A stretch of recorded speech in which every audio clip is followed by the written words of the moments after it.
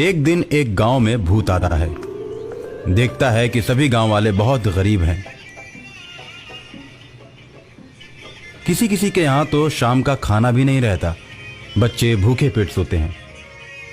भूखे पेट सोते हुए बच्चों को देखकर भूत को उन बच्चों पर दया आ जाती है। वो सोचता है क्यों ना मैं इनकी परेशानी को दूर कर दूं। हो सकता है अच्छे कर्म करने से मुझे भी भूत के जीवन से मुक्ति मिल जाए। ये सोचकर भूत हवा में उड़ने लगता है और गांव में पैसों की बारिश शुरू करने लगता है। गांव में पैसे बरसते हुए देखकर गांव के सभी लोग खुश हो जाते हैं और पैसे लूटने लगते हैं। गांव वाले बहुत सारा पैसा लूटते हैं। गांव वालों के घरों के छत पर भी पैसे ही पैसे होते हैं, आंगन में भी पैसे होते हैं। भूत पूरे गांव को अमीर बना देता है। गांव सुखी हो जाता है।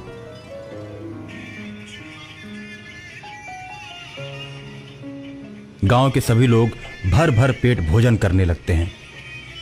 आसपास के गांव वाले इन्हें इस प्रकार धनी देखते हैं तो वो सब इनसे जलने लगते हैं। उसके बाद गांव में चोर आकर चोरियां करने लगते हैं। गांव वाले चोरों से परेशान हो जाते हैं। गांव वालों को परेशान देखकर भूत सोचता है, मेरे पैसे बरसाने की वजह से इस गांव में चोरियां होनी शुरू हो गई हैं। जब ये लोग गरीब थे तो कोई भी इन्हें पूछने नहीं आता था। अब जब ये लोग अमीर हो गए हैं तो चोर इन्हें सताना शुरू कर दिए। अब मैं चोरों को पकड़ लूंगा। रात में चोर चोरी करने के लिए मुखिया के घर पहुंचते हैं। जैसे ही घर में जाते हैं भूत बाहर से दरवाजा बंद कर देता है और चोर चोर चिल्लाने लगता है। गांव में किसी के चिल्लाने की आवाज सुनकर गांव वाले जग जाते हैं। चोर चोर चिल्लाने की आवाज मुखिया के घर की तरफ से आ रही थी और लोग दौड़कर मुखिया के घर की तरफ जाते हैं। मुखिया का भी पूरा परिवार जग जाता है। सभी के इकट्ठा हो जाने के बाद लोग दरवाजे को खोलते हैं और चारों चोरों को पकड़ लेते हैं। चारों चोरों को पकड़कर लोग खूब मारते हैं और मारने के बाद चोरों को ले जाकर पुलिस के हवाले कर देते हैं। पुलिस भी चोरों को खूब मारती है और जेल में बंद कर देती है। उसके बाद गांव में चोरी की घटनाएं बंद हो जाती हैं।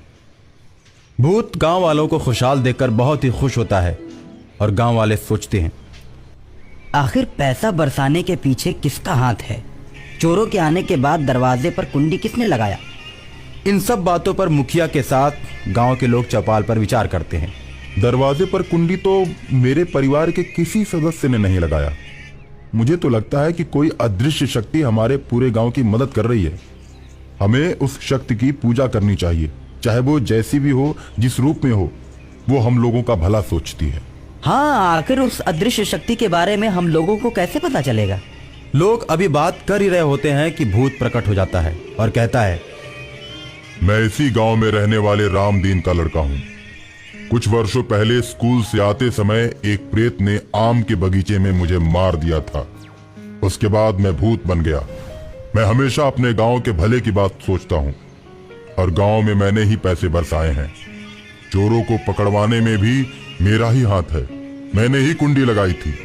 वो अदृश्य आत्मा जिसके बारे में तुम लोग चर्चा कर रहे हो, वो मैं ही हूं। भूत के मुंह से ऐसी बातें सुनकर सभी भूत का पांव पकड़ लेते हैं और उसकी आत्मा की मुक्ति के लिए बहुत बड़े यज्ञ का आयोजन करते हैं। बहुत से विद्वानों को बुलाकर मंत्र द्वारा उसकी आत्मा को मुक्त करवा देते हैं और भूत खुशी खुशी सदा के लिए ईश्वर के पास चला जाता है।